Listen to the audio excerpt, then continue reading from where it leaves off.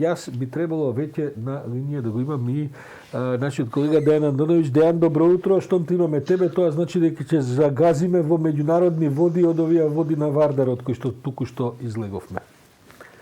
Добро утро. Така, меѓународни вести, меѓународни теми и ќе загазиме у нешто што ми дојде како ехо од минатото кои нашите генерации, Сашо, да те подсетам, бевме сведоци, а тоа е оние журнали или политички агитирања кои беа обавезни, нели, обврзувачки, доколку сакате да одите во кино и да гледате, нели, филм, прво мораше да гледаме обштествено-политичко информирање и едукација, се викаа филмски журнали, и ќе те подсетам, во тоа време, пред да го гледаме филмот, моравме да гледаме, да ги гледаме тековите на нашата револуција, како се случувало за да дојдеме денеска и да бидеме Застава филм, оние прочуени Титово посета на Африка, Титово посета на почнува како председателот игра коло или оро со негде со панту племињата во Африка, што беше за нашите генерации доста смешно. Звучи носталгично. Меѓутоа, тој кинески систем цврсто се држи врз својата пропаганда и колку и да звучи, да кажам, застарено и од некое друго време, еве, кинезите ја обновуваат пропагандата, што е навистина еден во ова дигитално време, во ова време на социјални платформи и така натаму, е еден чуден потек. Не сум сигурен што очекуваат кинезите од тоа. Па,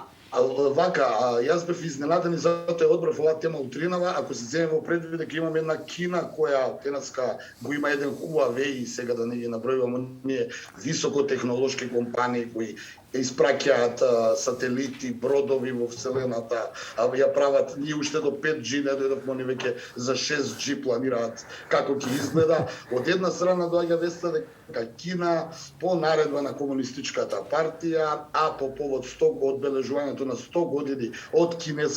постоењето на кинеската комунистичка партија и кинеската револуција, воведува задолжително емитување на пропагандни филмови во нивните киносали 2 пати неделно. Значи, целта на овие пропагандни филмови е да се одбележи постоењето на кинеската комунистичка партија, а во рамките на тие филмови ќе бидат емитувани филмови за тековите на револуцијата на Кина, на хероите на кинеската борба за ослободување првин од јапонците, а потоа и оно што е малку проблематично политички денеска и загинатите кинески доброволци за време на Корејската војна,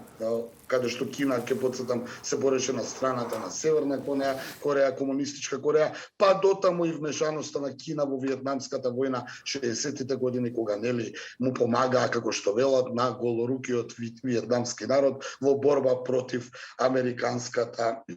агресија. Филмовите, значи, ќе бидат 2 пати неделно емитувани, ќе бидат емитувани до крајот на годината и повторно ќе кажам во воведот на нашиот разговор, сите оние кои ќе одат во киносалите ќе мораат да влезат дека гледаат првим филмот, а потоа кино представата за која платиле. Затоа се смеам, се подсетив дека и ние моравме така, ако се сеќаш, Сашо, моравме да влеземе пред журналот за да гледаме подоцна филмот, бидејќи немаше да не пушти оној чувар со батериската лампа кој светлеше внатре во киносалата. Да провери дали го гледаме, а јас се смеам од денешна дистанца, дури можда ќе не испрашаше доколку имаше за тоа наредба. Ден, сепак, го читам утринава во ведникот на Financial Times и една занимлива тема, мислам дека на тоа неодамна читав еден друг текст.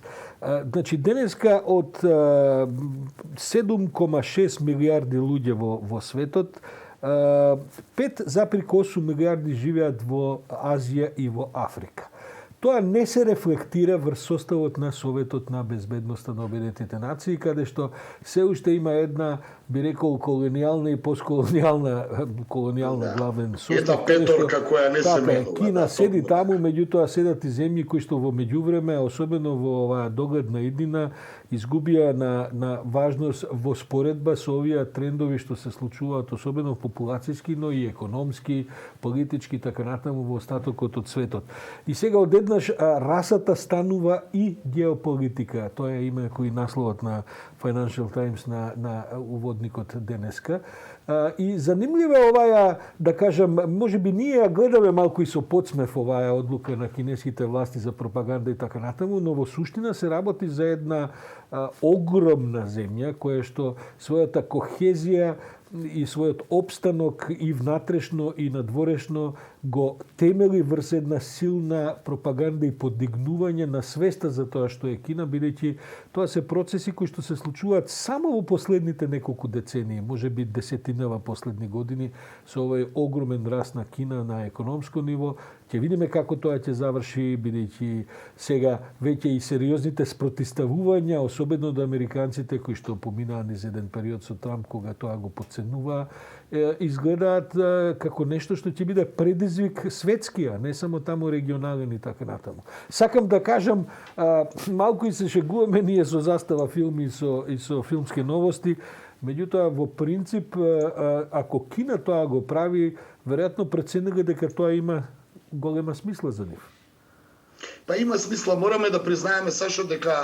Кина од 1945-та како изгледаше, колку беше сиромашна, беше разорена од разни освојувања од колонијалните на Британија до онаа јапонска инвазија, каде што буквално јапонците направија геноцид врз кинезите тие години, до она голорако бркање на птиците да не ги јадат посевите по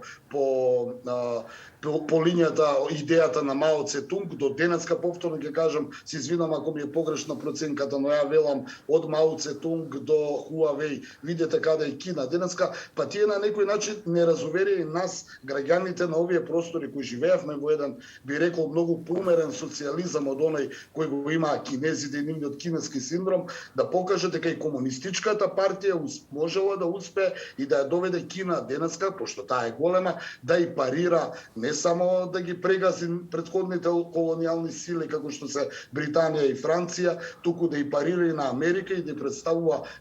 сакана, а дури и на Русија, која нели сите толку многу ја хвалоспевиме, но сепак верувам дека Кина сега станува и многу поголема геостратешка светска воена сила од Русија, ако се земе во предвид незината трговија, парите, ефтината работна сила, но и ти самиот кажа, од 8 милиарди луѓе речиси на планетава, милиарда и 500 милиони живеат само во Кина. Кој знае дали таа бројка е и конечна, можда и многу поголема. Што се однесе до твојата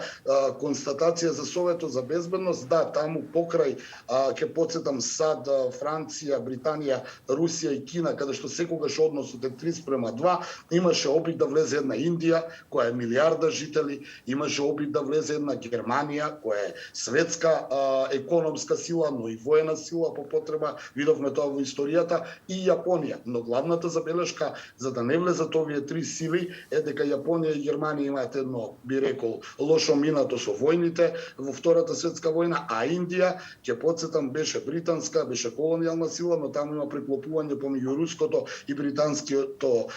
владење, чиви интереси ќе најдојдат. Индија е сериозна воена сила, Индија е сериозна економска сила и ќе биде економска сила, но ми се чини дека големите се уште немаат доверба во неа. Што би било доколку Индија влезе во Советот за безбедност, па дали би го нарушила она 3:2 односот, дали би било од страната на Британија, Франција и САД, или може би се приклучила кон Русија со кинезите, тие како голема сила која се граничи, сигурно имаат голем ривалитет, па оттаму би се направило целосно светско геостратешко помешање во тој Совет за безбедност. Сега за сега остануваат овие 5 сили што се однесува до Советот за безбедност, а што се однесува до Кина,